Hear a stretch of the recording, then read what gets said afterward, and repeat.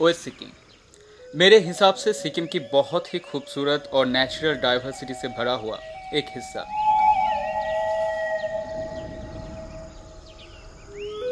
Offbeat Sikkim की तलाश में हम पहुंच गए ओएस सिक्किम की एक बहुत ही सुंदर विलेज ही बामियोक। यहाँ आके सबसे सुंदर, पीसफुल और बेस्ट जो चीज़ हमें मिला वो है ये होम स्टे।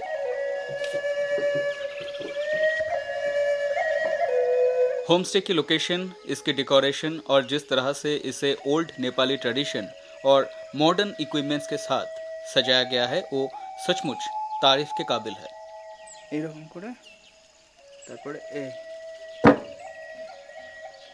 आपका ये जो होम स्टे है ना, इसमें थोड़ा एंटीक मतलब पुराना नेपाली जो कल्चर है, ट्रेडिशन आपका वो भी झलकता है एंड द मॉडर्नाइजेशन।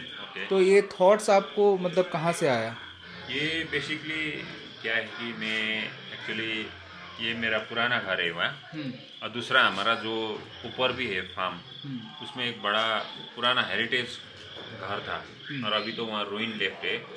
तो हम basically I was grown with my grandfather and grandmother, तो उसके साथ मेरा एक सेंटिमेंट हो गया। I am very attach with those houses, I really love those designs, the balcony, everything, because हमारा चाइल्डहुड मेमोरीज बहुत उसमें था। तो वही रेप्लिका में क्या हो गया कि इसमें भी लाके डिजाइन मतलब आपके दिमाग से आया पूरा का पूरा जो घर का जो डिजाइन? हाँ जी, ये सब मैंने, ये इंस्टिंक्ट मैंने ही मैंने कहाँ रखना है, कहाँ शोकेस करना है, वो मैंने ही सब। मैं ज़्यादातर होम स्टे में रहता हूँ। इसका एक कारण जैसे होम स्टे में आके एक लोकल कनेक्शन और एक होमली टच मिलता है, ऐसे ही होम स्टे में जगह और रूम के हिसाब से रेट्स भी सही रहता है। पेलिंग से ही बामियोक में हमारे होम स्टे का डिस्टेंस था लगभग 1 hour. Home stay main road से थोड़ा ऊपर है, कुछ स्टेयर्स आपको चढ़ना भी पड़ेगा।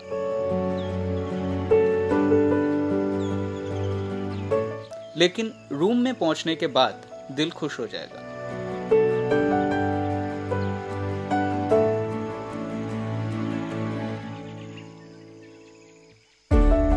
ये जगह कुछ ऐसा है जहां बैठ के अब नेचर और टाइम दोनों को बहता हुआ महसूस कर सकते हो। Ideal place for relaxation. लेकिन हम लोगों के पास रिलैक्स करने के लिए ज्यादा समय नहीं था, सिर्फ एक ही दिन था हमारे पास। तो हम पहाड़ के ऊपर पुरानी और यहाँ की एक एंशिएंट शिव मंदिर देखने के लिए निकल गए।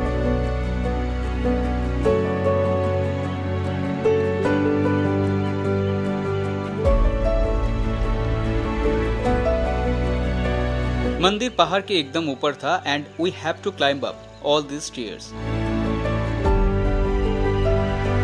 जगह एकदम सुनसान, नीचे कुछ घर था लेकिन अभी चारों तरफ जंगल और कुछ इलायची की खेत।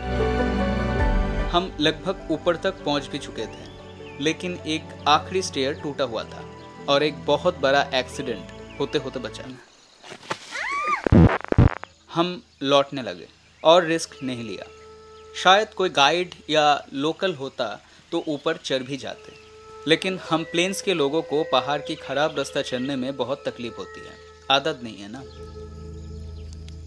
ही बामियोक पहाड़ के इस तरफ है और दूसरी तरफ है रिंचनपोंग, सिक्किम की एक बहुत ही पॉपुलर डेस्टिनेशन, जहां से माउंट कांचनजंगा की बहुत ही खूबसूरत व्यू मिलता है। आप ही बामियोक से रिंचनपोंग घूमने के लिए भी आ सकते हो।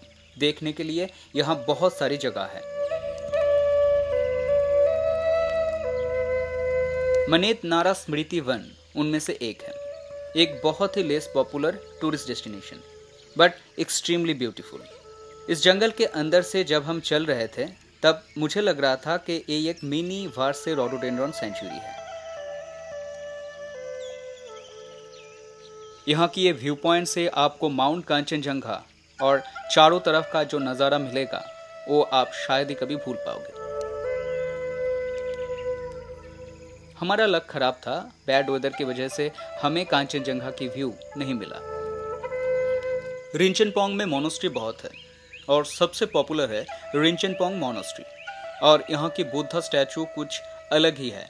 फोटोग्राफी अलाउ नहीं था तो मेरे पास इसकी तस्वीर नहीं है, लेकिन आप जब जाओगे आपको पता चल जाएगा। और अगर आप में से किसी को रिंचनपोंग मोनेस्ट्री की ऐसे बुद्धा मूर्ति का मतलब पता है तो कमेंट करके जरूर बताना। रिंचनपोंग एक छोटी सी शहर है। अगर आप शहर में रुकना पसंद करते हो तो आपको यहाँ भी बहुत सारे होटल्स मिल जाएगा। रात में हमारा होमस्टे का नज़ारा कुछ अलग था। होमस्टे क्लाउड्स और अंधेरे के बीच में चमक रहा था।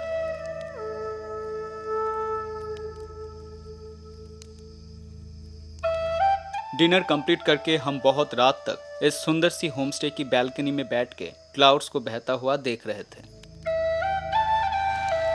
उस रात बहुत बारिश हुई। सुबह भी वेदर कुछ खास नहीं था, लेकिन हमें अब निकलना पड़ेगा। गाड़ी नीचे वेट कर रहा है और हम निकलने वाले हैं एक और ऑफ-बीट सिक्किम की तलाश में।